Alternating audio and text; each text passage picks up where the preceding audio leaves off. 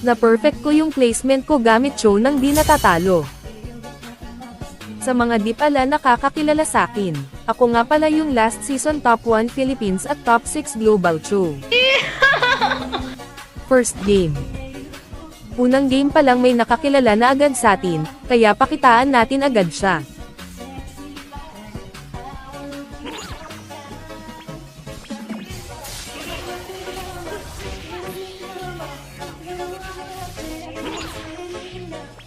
Unstoppable na ako dito kahit 5 minutes pa lang, kaya nag-chat yung kalaban ng Mercy Cho, lugi kami sa kakampi.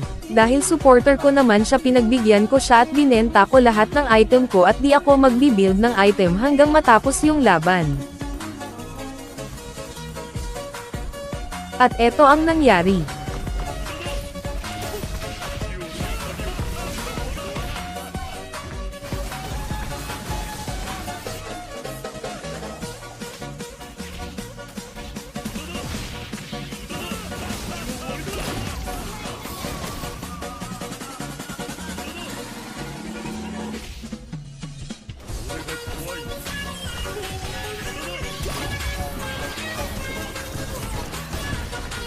Sa huli, nanalo pa rin kami kahit wala na akong item. Second game. Ayaw ako tigilan ng kalaban sa XP lane kasi nakilala nila ako. Dito nakita ko yung Eudora na nakaabang sa bush kaya binate ko siya sabay sipa sa tore. Dito di pa rin ako umuwi para ma-force gumamit ng second skill yung Guinevere.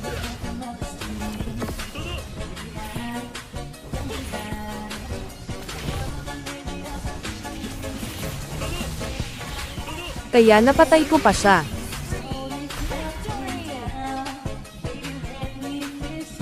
Third game.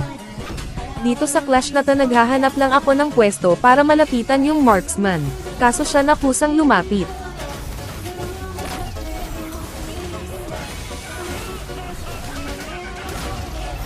Dahil sa build ko, pwede na ko one shot ng kalaban kaya hinahanap ko na agad yung marksman. Kung gusto mo malaman build at emblem ko, chat mo lang tong page ko at andin na lahat mga build ko. Fourth game. Ayaw uli ako iwan ng kalaban sa lane. At eto ang nangyari. Mamimigay pala ako ng diamond sa active reactor at sharer. Kung gusto mo sumali, follow mo lang tong page, mag-comment, react at share mo mga video ko. Pakiusap pag nagkita tayo sa rank huwag nyo ako kakam.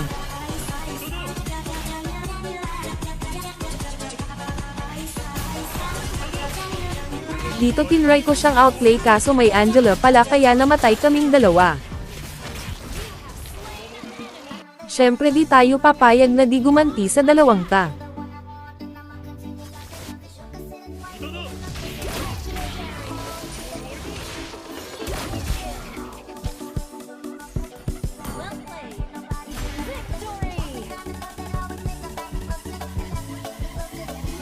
Fifth game. Sumakay lang ako sa Johnson para makalapit sa kalaban. Eto nangyari.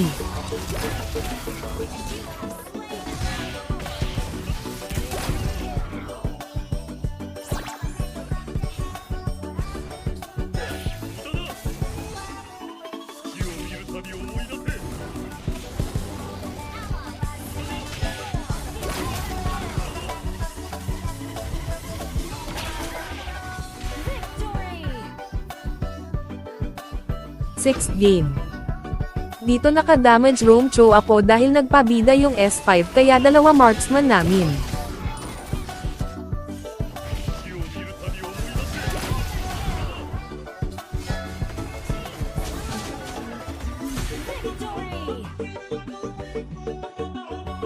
Seventh game.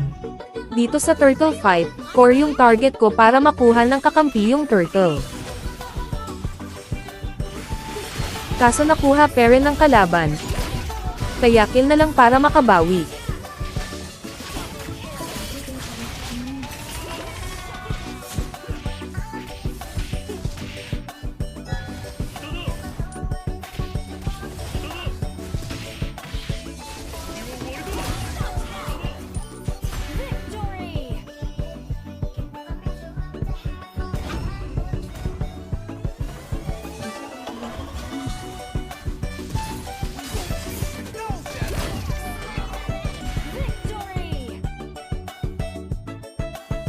9th game.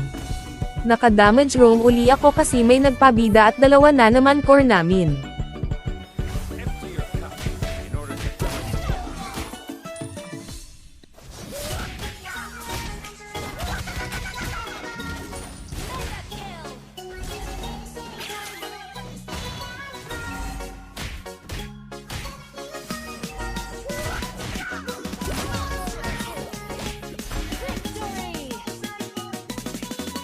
Last game. Dito sa game na ta, di masyado magaling kalaban kaya natapos agad.